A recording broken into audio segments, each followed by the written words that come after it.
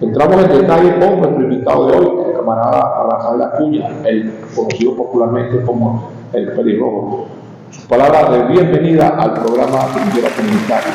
Bueno, en primer lugar, quiero darte las gracias a ti, Federico, por invitarme aquí a este programa el día de hoy. Y bueno, saludar pues a toda tu audiencia que religiosamente te escucha y que están pendientes pues de todas las informaciones que tú das por este importante canal y por tu importante programa. A todos pues les extiendo un fuerte abrazo. Aquí ya comencé a llegar los mensajes y luego el programa es para ser llevado al poder de la alcaldía que tiene el sistema de alumbrado público directo hace más de 6 años. ¿Cuál es su política de desperdiciar la electricidad? Desperdiciamos la electricidad, las ideas, el agua, todo lo estamos desperdiciando. ¿Cómo estamos, hermano? ¿Cómo está? ¿Qué te traes? Me dice por ahí que está organizando unos frentes sociales. ¿Cómo va el trabajo? Bueno, ahorita estamos dedicados pues al trabajo dentro del Partido Socialista Unido de Venezuela. Hace aproximadamente 2 meses, más o menos, fui designado como miembro del Consejo Político Estadal del Partido Socialista Unido de Venezuela. Es una estructura relativamente nueva dentro del partido que se creó a nivel nacional, ¿no? ¿Y cuál es su finalidad? Y después esta fue replicada en todos los estados. La finalidad como tal no está todavía definida. El Consejo Nacional está precisamente en estos momentos debatiendo y estudiando, digamos, cuáles serían los parámetros que tendría este Consejo de funcionamiento, entre otros, pues. Para lograr ya tener eso que tú dices, pues la finalidad como tal del consejo. Pero ahorita nos estamos remitiendo pues al significado de la palabra, que es consejo, que precisamente pues nos estamos dedicando a elaborar un conjunto de recomendaciones que les estamos haciendo llegar a los gobernantes y al gobernador en función pues de dar esas sugerencias que pudieran de alguna manera mejorar la gestión de gobierno, del partido, etcétera, etcétera. Pues dice, comienza a llegar mensajes y habla de que estos son cargos como especie de consolación. ¿Crees tú en esto o cree usted el fundamento revolucionario que todo el mundo es útil donde lo coloca? Sí, bueno, si lo vemos así, como una persona que necesita que lo pongan donde haya, ¿no? Como dicen por ahí vulgarmente, entonces esa es la opinión. Si no hay en algún sitio, ese cargo no sirve. Entonces, desde mi punto de vista, que no estamos buscando que nos pongan donde haya, nosotros, bueno, sencillamente estamos en un espacio de debate, y el debate es muy importante en este caso para la revolución, para todo el organismo social que en alguna manera hacemos vida. Y bueno, los que lo vemos desde ese punto de vista de sugerir, de que se nos permita tener una voz y hacerle sugerencias al gobernador, a los alcaldes, concejales, al partido, bueno, a las otras estructuras del partido, eso de alguna manera reviste una importancia muy vital, no tan solo para nosotros, sino para todo el partido, pues. Bueno, mostrando pues lo que está haciendo como debe. Vamos a un corte comercial y ya regresamos por Trinchera Comunitaria, un programa de análisis y opinión donde el pueblo tiene su espacio. Invitando pues a nuestro pueblo a comunicarse a través de mensajería de texto por el número que aparece en pantalla, 0414-841-3618. La gente está ansiosa, ¿vale?, por participar. Vamos por acá, el pueblo se comunica. Buenas tardes, camaradas. Esa historia tan sentimental, tan llena de realidad, que a veces tenemos que, a veces somos, y no nos importa lo que nos rodea. Buenas tardes, camarada Federico. Le habla de su mujer, acaba de llegar un saludo exclusivo al camarada Acuña. Buenas tardes, camarada. Trate de conseguir la moradera del payaso Garra, no sé de ese. ¿No? Vamos por acá, seguimos con algunos que están llegando con bastante fuerza, y si así no, aquí vamos con otro que déjate tú a la ciudad como alcalde, y hay uno también que habla, se está refiriendo, bueno, usted llega además sobre el salario. ¿Qué opinas sobre ese aumento salarial? Usted como luchador social, como dirigente histórico del proceso revolucionario aquí en el Estado Sucre, ¿Está de acuerdo a la realidad? ¿Está de acuerdo usted con él? Bueno, a simple vista pareciera que el salario es insuficiente, ¿no? Porque estamos acostumbrados a un concepto de salario del cual es difícil a veces hasta desprendernos, ¿no? Indudablemente que si vemos el salario como cotidianamente se ve, es un salario que no es suficiente, ¿no? Pero recordemos que Venezuela no está en una situación típica o en una situación normal, digámoslo, ¿no? Venezuela es prácticamente un país en guerra, o sea, un país a la cual se le ha declarado la guerra, en función de esta guerra, se le ha bloqueado, se le ha impedido, pues, el desenvolvimiento normal y común de su economía, en tal sentido, pues, que eso de alguna manera golpeó fuertemente las finanzas venezolanas, el hecho de que hayan bloqueado a Petróleos de Venezuela, que no le pueda vender petróleo a ningún otro país del mundo, a ninguna otra empresa en el mundo, y el hecho de que el Banco Central de Venezuela no pueda transar en dólares, sino en cualquier otra moneda menos en dólares. Y nosotros sabemos que el petróleo, básicamente, según lo que está establecido a nivel mundial, se compra y se vende en dólares. Por eso hay una divisa que le dicen, bueno, hay una parte de la divisa que le dicen los petrodólares. En tal sentido que la economía venezolana ha sido diezmada por ese ataque inclemente, producto, pues, del éxito que tenía la revolución bolivariana, porque hay que hablar que la revolución bolivariana es una revolución exitosa, ¿verdad? Exitosa desde el punto de vista de lo social, y ante ese éxito, el imperio, conjuntamente con las oligarquías regionales de América Latina, se vieron la obligación de buscar la forma de diezmar los éxitos que la revolución tenía. O sea, la revolución no quiere que el sistema de salud esté malo o que el salario esté por debajo de la subsistencia del ser humano. Al contrario, la revolución demostró que queríamos tener el mejor salario de América Latina, y con Chávez el salario llegó casi a $800. Entonces, como ellos vieron eso, y era un mal ejemplo a la oligarquía, eso era un mal ejemplo, que la gente ganara más de $800, entonces ellos buscaron la forma de que nosotros no tuviéramos un buen salario. Entonces bloquean al país.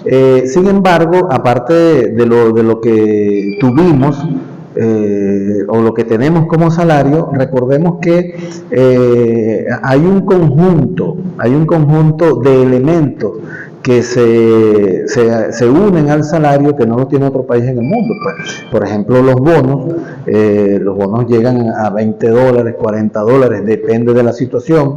La bolsa de CLAC, que llega a algunos $20, el bono de guerra económica, que llega a $40, más los otros beneficios que tiene el pueblo trabajador. Cuando tú sumas todo eso, cuando tú sumas los bonos con los beneficios, estaba en contra de la bonificación del salario. Pero es por eso que yo comencé diciendo que estamos en una situación atípica. No es la misma situación en la que gobernó Chávez, en la que está gobernando Maduro. Chávez gobernó en un país que estaba en crisis y lo sacó de la crisis, ¿verdad? Entonces, ¿qué pasa? Que cuando Chávez saca el país de la crisis, aparte de que, bueno, a Chávez le hicieron también la guerra, porque recordemos que le dieron golpes de Estado, etcétera, etcétera. Porque ellos se dieron cuenta que no podían con la revolución, entonces la bloquean, ¿verdad? La bloquean. Entonces, ¿qué pasa? Que crea una nueva situación. A lo mejor si Chávez estuviese vivo, se hubiese visto en la obligación de tomar también medidas de este tipo, porque la situación lo amerita. Porque nosotros no podemos partir, cuando hablamos de política, nosotros no podemos partir del ideal, ¿no? Como partió Platón, la república era un ideal. Entonces, nosotros tenemos que partir... Hace también una pregunta mágica. Yo estoy aquí, y más de uno dirá, ¿cómo acosa Federico el rojo? Federico está perdido de ver. Yo estoy aquí y estoy haciendo la pregunta como si no fuese Federico, sino un entrevistador. Claro, te estás expresando las inquietudes, ¿no? Estoy respondiendo a las inquietudes, la estoy transmitiendo, estoy transmisor de lo que se tiene que hacer. Por ahí muchas preguntas, están llegando mensajes que dicen, ok, estamos de acuerdo con lo que se está planteando, pero ¿de dónde salió ese dinero que la gente se robó? Si había dinero, si no había dinero para aplicar un aumento ya satisfactorio, ¿qué estaban haciendo con ese dinero? Que es una serie de sinvergüenzas de vagabundos sustrajeron a las arcas del Estado. Claro, ya esa es otra situación, ¿no? Okay. Pero para terminar lo del salario, cuando nosotros comparamos el salario venezolano con todos los ingresos, con el salario, por ejemplo, de Colombia, el salario en Colombia no pasa de $150, ¿ven? Pero entonces el colombiano tiene que pagar luz, tiene que pagar agua, tiene que pagar alquiler, el otro y el otro. Y cuando se da cuenta, no tiene salario. En Venezuela no se paga luz, no se paga agua, no se paga alquiler, la gasolina es subsidiada, etcétera, etcétera. O sea, hay un conjunto de beneficios que le permiten al venezolano tener una vida más llevadera, inclusive que en esos países donde el salario es más alto que en Venezuela, ¿no? Entonces, si comparamos eso del ingreso, no el salario, sino el ingreso y el egreso del venezolano es menor que en cualquier otro país del mundo. Entonces, indudablemente que nosotros como revolucionarios estamos conscientes que la calidad de vida del venezolano tiene que mejorar, ¿verdad? Pero hay una situación real, hay una situación atípica que tiene que ver pues con el bloqueo a la cual nosotros tenemos que enfrentar. Ahora, indudablemente que el tema de la corrupción afectó el ingreso y el salario del venezolano. O sea, el hecho de que aparte de que PDVSA está bloqueada y si el petróleo se cotiza a nivel mundial en $80, nosotros tenemos que vender 20 en 30 para poder darle salida al poco petróleo que estamos produciendo. Estamos contrabandeando prácticamente. Tuvimos que hacer medidas alternas para sortear todas las medidas coercitivas que nos ha impuesto el imperio. Entonces, aparte de eso, entonces hay una mafia, hubo una mafia dentro del gobierno que, bueno, muchos conocíamos desde hace tiempo, pero bueno, como quien dice, el ajedrez político no es tan sencillo como a veces pensamos, ¿no? Saca esto y saca. Entonces, es como quien dice... ¿No cree usted que este tipo de manifestaciones de carácter en el aspecto de la corrupción, de la negligencia que estamos observando muchas veces de la burocracia, no cae dentro de una reformista, ¿no? No hace poco lancé un artículo de opinión, por ejemplo, están publicando por provincia, por ahí, que lleva como título Revolución transformadora o muerte conservadora, y donde hablamos pues de eso que hablaba Chávez, del gatopardismo, del reformismo. Esa corriente existe para usted, está latente o está triunfante dentro del proceso revolucionario, de acuerdo a estas manifestaciones que estamos observando. Sí, indudablemente ahorita está triunfante, pues es una corriente que... Existe el peligro de que tome el control del partido y de la revolución. Y le dé la verdadera muerte, esa segunda muerte del olvido al comandante Chávez. No tienen posibilidad de, por ejemplo, digo yo, tomar el poder es desalojar a Maduro de Miraflores y ponerse ellos, ¿no? Entonces, ¿qué es lo que pasa? Que no lo tienen, pero sí buscan la forma de incidir en las políticas públicas. No digamos que ellos manipulan a Maduro o ponen a Maduro a hacer lo que quieran. Recuerda que el poder, la política es poder. Entonces, cuando tú logras conformar un grupo de poder, tienes la posibilidad de hacer presión, ¿verdad? Y para alguien que está en la posición como la que está Maduro, a veces no es fácil deshacerse de esos grupos de poder que no están alineados en su totalidad con la política revolucionaria que establece el presidente Maduro, o en este caso que establece nuestro partido, que es un partido socialista. Nosotros como socialistas buscamos la construcción del socialismo, ¿verdad? Entonces aquí no vale ni socialdemocracia, aquí no vale ni socialcristianismo, aquí no vale nada de eso. Nosotros somos un partido socialista y punto. Aquí no cabe para más nadie. El que quiera imponer la socialdemocracia, bueno, que crea un partido socialdemócrata, ¿verdad? Pero nosotros somos un partido socialista, y aparte que somos un partido socialista, somos un partido marxista. O sea, dentro de nuestros estatutos está establecido que somos un partido marxista, que bebe de otras corrientes del pensamiento, pero que en su fundamento somos un partido marxista. Entonces, ¿hay alguna manifestación de esa corriente? De esa corriente. Bueno, tú estás viendo uno aquí, yo soy partidario del socialismo y soy marxista. ¿De la corriente reformista? Bueno, indudablemente que sí los hay. Inclusive... ¿Creas tú que esto influenció influenció, por ejemplo, en la toma de decisión para colocar esta estructura del partido que tenemos ahorita. Inclusive el gobernador que tuvimos anteriormente era parte de esa ala que salió, ¿cómo es? Con la trama de corrupción, ¿no? Pertenece al grupo de Tarek El Aissami, efectivamente. Entonces, sí existe, ¿no? Sí existe, indudablemente que sí.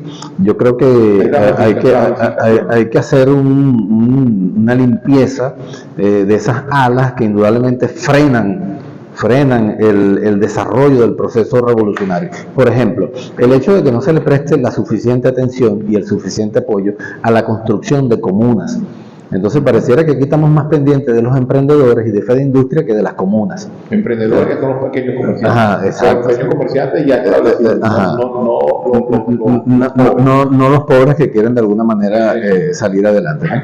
Entonces, aquí pareciera que estamos más pendientes de eso, y eso es parte de una política socialdemócrata que yo no estoy negando, pero el fundamento de un gobierno revolucionario debería ser el desarrollo y el despliegue del pueblo como comunas, ¿no? Ahí está la base de la revolución. Chávez lo decía, comuna o nada.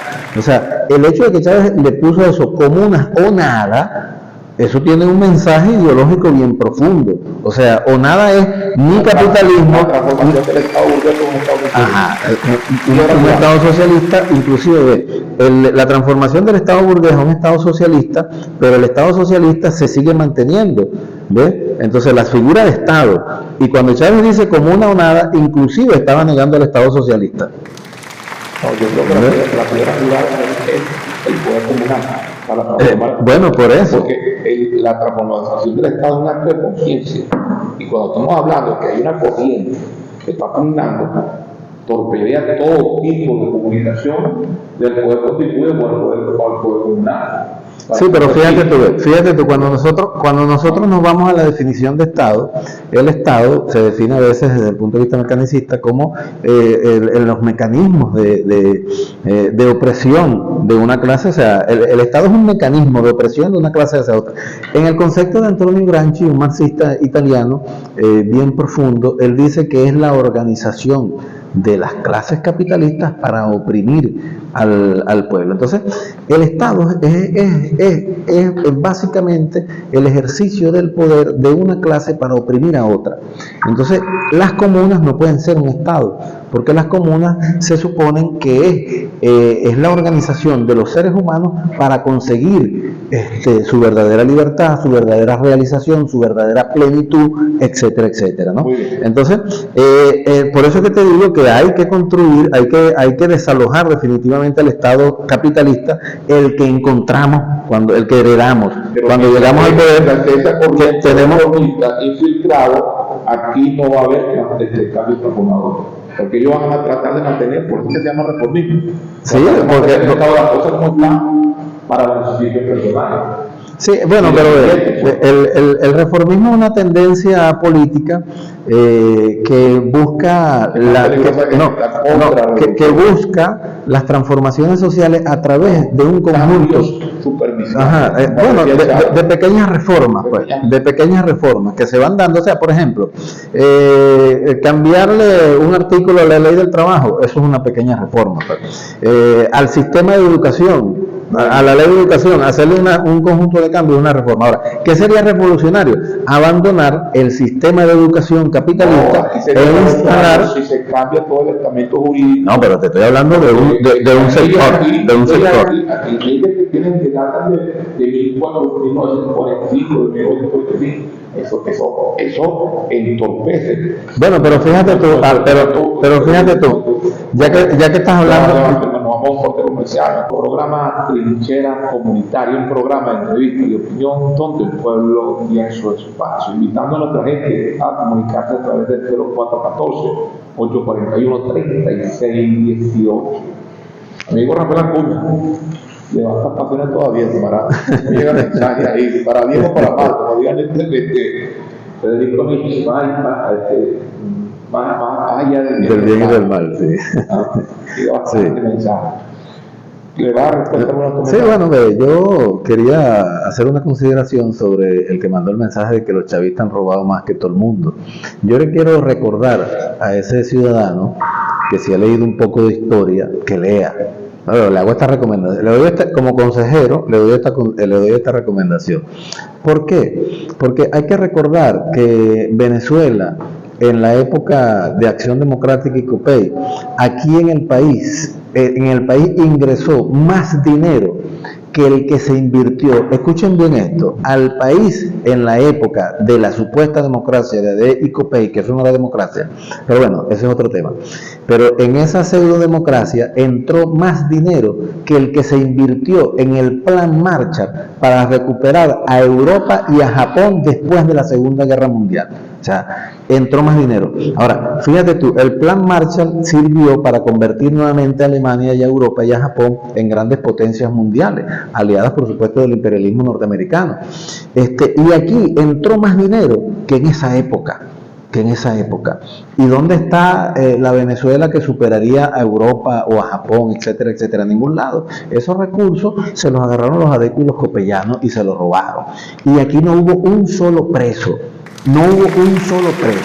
El presidente Nicolás Maduro consiguió una trama de corrupción dentro de su gobierno y tuvo la valentía de decir que había una trama de corrupción, ¿verdad? E instruyó al fiscal de la República Bolivariana de Venezuela a que hiciera las averiguaciones pertinentes, y a la semana ya habían presos sobre el tema de la trama de corrupción. ¿Dónde en otro país eso ha pasado? ¿Dónde en otro país? Salvo China y en algún otro país socialista y revolucionario, ¿no? Pero en Estados Unidos eso no pasa. En Estados Unidos los políticos se roban real a cada rato y no les hacen nada, absolutamente nada. En Europa es igual, son países corruptos, más corruptos que cualquier otro país, o en Brasil, en Colombia, etcétera, etcétera. Entonces aquí nuestro presidente tuvo la valentía de admitir, es verdad, tengo un corrupto o a unos corruptos dentro de nuestro gobierno y los mandó a meter presos, o mandó a hacer las averiguaciones pertinente. Bueno, sabrá el fiscal general qué hacer con Tareq al-Aissami y con toda esa gente que ahorita está bajo investigación, pero es el único presidente de la historia de este país y de la historia prácticamente de todos los países del mundo que ha tenido la valentía de decir: investíguenme la corrupción que hay dentro del gobierno, caiga quien caiga y salpíquele a quienes le salpique. En una oportunidad me decían a mí: Federico, ¿qué tiene que ver la formación ideológica con la prevención del delito? No elementos de una discusión. Yo le dije: mira, el delito para mí más peligroso es el que comete la gente que está en los cargos de gobierno, que van contra el erario público, y más dañino que hasta con una persona que entre con un revólver atrás en un autobús. Y si tú no le creas los valores, le das formación para que esa persona tenga un chaleco moral, para que no vaya en contra de esos recursos, nosotros estamos previniendo el delito contra la administración pública. Está reflexionado porque ustedes están en una jornada de formación ideológica, ¿no es así? De una de las personas estudiantes. Bueno, no, todo el partido. ¿Cómo considera usted esto? ¿En qué puede influenciar para tratar de bajar el nivel de corrupción contra la administración pública por parte de pseudo dirigentes que están en las mismas? Mira, yo creo que hay que tomar un conjunto de medidas, no solo una. La lucha contra la corrupción o la lucha judicial contra la corrupción es una de las aristas de esa lucha, ¿no? El hecho de que los corruptos hayan sido denunciados y se le estén abriendo expedientes y se le estén abriendo una investigación para, bueno, después determinar, pues, según el caso, cuál sería la pena que se le tiene que aplicar. Ya eso es una medida que se está tomando y está en rumbo. Lo otro es, por supuesto, la formación ética que tiene que tener el funcionario público, el revolucionario, no tan solo en el tema de la corrupción, de agarrarse unos reales si llegó a un puesto de gobierno, o de agarrarse si en la comunidad tenía que entregar 20 bolsas de clavo, de influencia, operación colchón, todo eso, pero también el que está en la comunidad que le tocó entregar 20 bolsas de clavo, y por ejemplo en ese mes la persona se fue de viaje y no pudo venir, entonces tú las agarras para ti, no le dices a nadie que esa bolsa tú la agarraste para ti, etcétera, etcétera. Todo eso son elementos que de alguna manera atentan contra el buen desenvolvimiento de las políticas públicas en nuestro país, y son cosas que hay que ir eliminando, porque si nosotros queremos hacer una revolución verdadera en beneficio del ser humano, eso tiene que ver con que los elementos individualistas, los elementos esos que buscan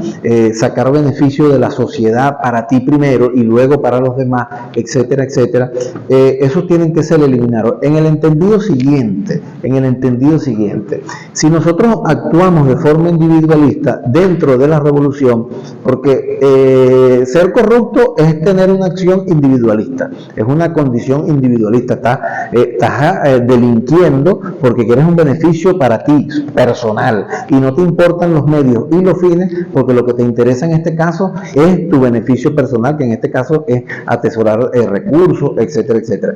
Entonces, cuando nosotros actuamos de esa manera, la sociedad se descompone. Por eso es que el capitalismo es una sociedad totalmente descompuesta. Ahora, si nosotros actuamos por el bien común, entendemos que si el bien común está resuelto, el bien individual está resuelto. Okay. Entonces, eso tiene que ver con la formación que tenemos que tener. Porque si no, comienzan a llevar para poder más venir que la compra. Saludos al camarada Rafael Acuña, esperemos las cosas comienzan a cambiar para el buen del país, ¿no? Para el bien del país. Quiso escribirla bien, yo sé que a veces nos da una letra más que otra, ¿no? Seguimos por acá, el pueblo se comunica, un mensaje de apoyo a nuestro amigo Rafael Acuña. Vamos aquí, el pueblo se comunica con furia, vamos por acá, mi amigo, y así, Federico, te felicito por tu programa. Yo felicito a la amiga Jenny Arena y esa institución llamada Nixon Fox, que mucha gente a veces no aprecia. No, que eso lo que hacen es puro muñequito. No, ahí se hace un taller de costura, que cuántas madres de repente ya hay con un oficio para producir. Y yo creo que nosotros tenemos que darle apoyo a esas instituciones de carácter preventivo y a esas instituciones de carácter formativo y de capacitación. Bueno, arráncate ahora con la imagen después de esta es una actividad que realizamos el día de ayer allá, una conferencia que estaba donde este humilde servidor, el muchacho de la película, fue el ponente a la juventud de la Fundación Robert Serra allá en el Infocenter de la comunidad Villa Cristóbal Colón. La temática fue el desarrollo comunal como factor de protección y la prevención del delito. Bastante productivo. Nosotros tenemos que ir hacia la juventud, camarada. De nada nos va a servir nosotros luchar por una revolución, consolidarla, nosotros llegar a viejo, si no tenemos a quien dejarle el testigo para que siga la lucha. La bandera de lucha para que se siga. Yo creo que nosotros tenemos que entrar. ¿Sabes lo que me llamó la atención? Que la mayoría de esta juventud no está estudiando, ¿vale? No sé qué vamos a hacer, se promover una política de información, de captación, de incentivo a esa juventud para que retome los estudios. Y ahí nos comprometimos a hacer actividades de carácter formativo, vamos a hacer una jornada integral comunitaria. Hay que activar a esa juventud. Ahí está la solución de nuestro país. Ajá, camarada, ¿qué tienes por ahí? Bueno, fíjate, yo le quiero enviar un mensaje a esa gente que odia tanto al pueblo chavista, al pueblo revolucionario, al pueblo socialista, porque las expresiones de odio son infinitamente crueles, ¿no? Ahora, ¿cómo ellos van a captar a un chavismo que está inconforme con estos mensajes de odio? No, pero esos mensajes de odio, que yo le quiero decir lo siguiente, de eso que uno no hizo nada, que para acá, que para allá, el odio generalizado, sin argumentos, sin fundamentación, y fundamentado más bien en la mentira. Yo les quiero dar un mensaje, que cada mensaje de odio que se le envía a un revolucionario es un aliciente para uno luchar más duro.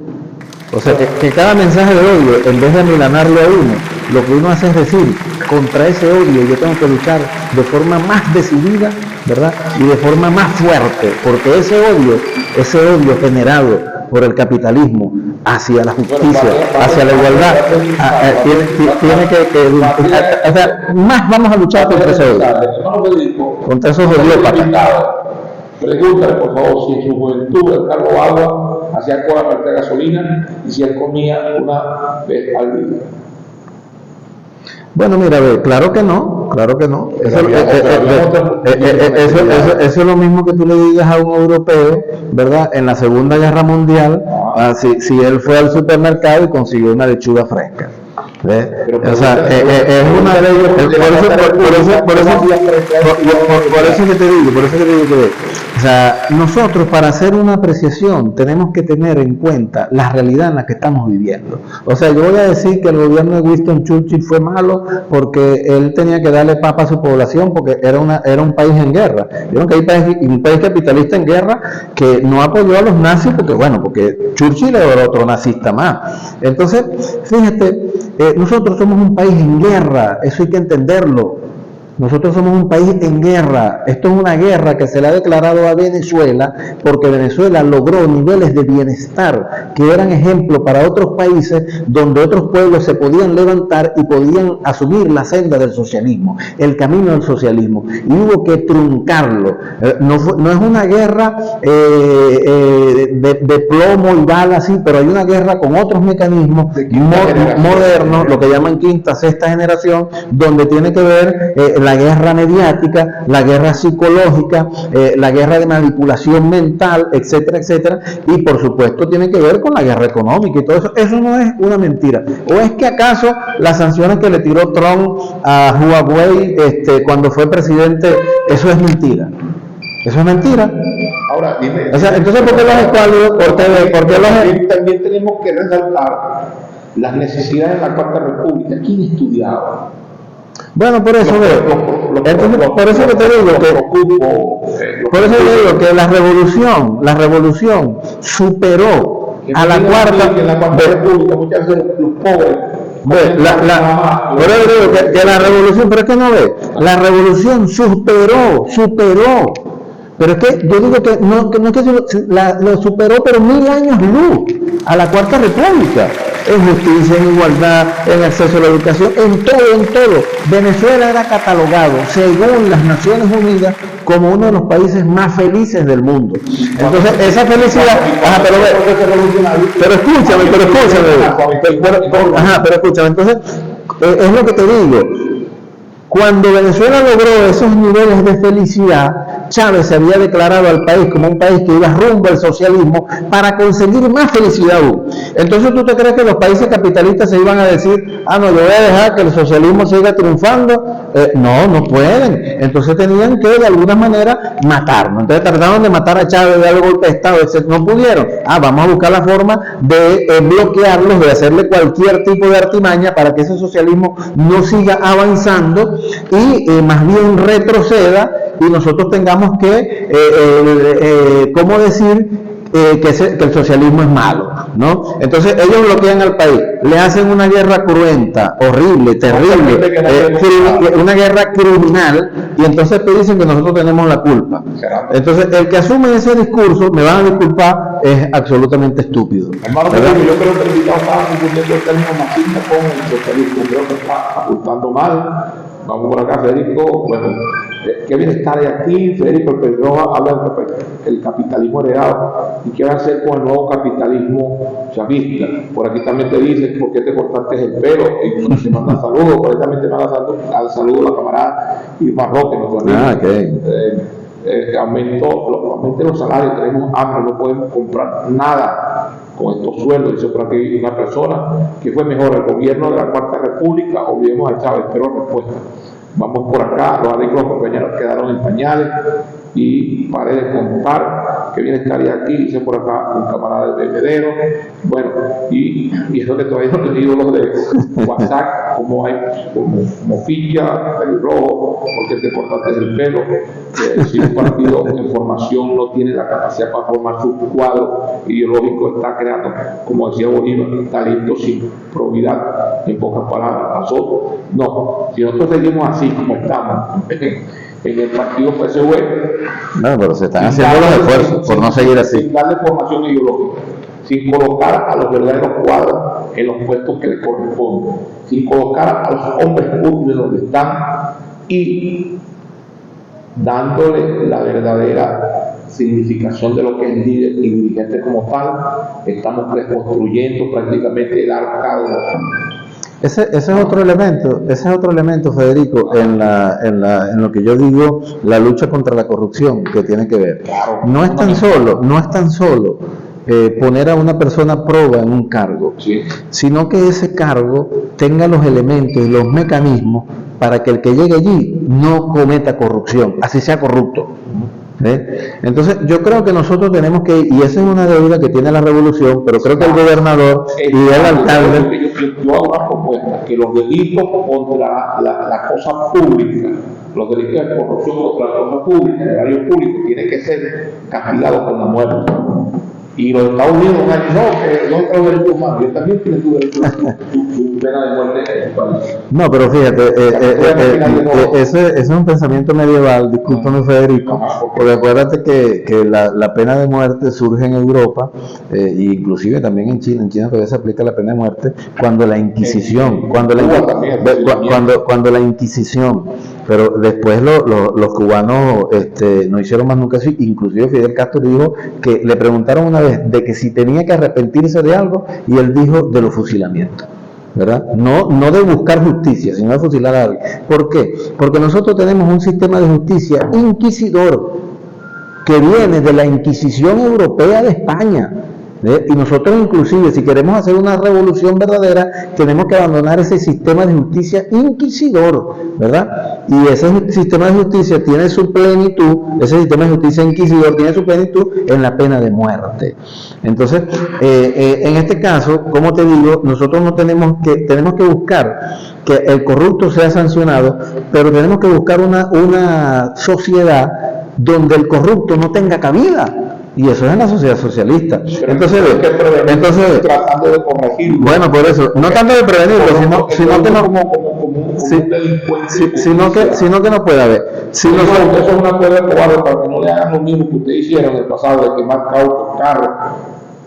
Construyeron unas leyes que no permiten la manifestación. Dicen por aquí, ¿no? Feliz tarde, estimado por el programa. Efectivamente, ahorita somos el país más feliz del mundo, pero los enchufados, los amigos, los chavistas, los maduristas, los nuevos ricos, ahora vestidos, ahora Bueno, es la risa. No tapen el sol con bueno, yo creo que el tiempo nos está... Sí, fue insuficiente, pero bueno, no, sí, indudablemente que las preguntas, yo quiero agradecerle y le doy un abrazo, una fuerte expresión de amor y de cariño a todas esas personas que mandaron mensajes saludables, mensajes de solidaridad, mensajes de amistad, bueno, aquí estamos en lucha. A esos que mandaron esos mensajes odiópatas diciéndoles que nosotros vamos a luchar. Yo voy a salir de aquí, yo entré con el nivel A20 en la lucha contra la odiopatía y salgo con el nivel A100.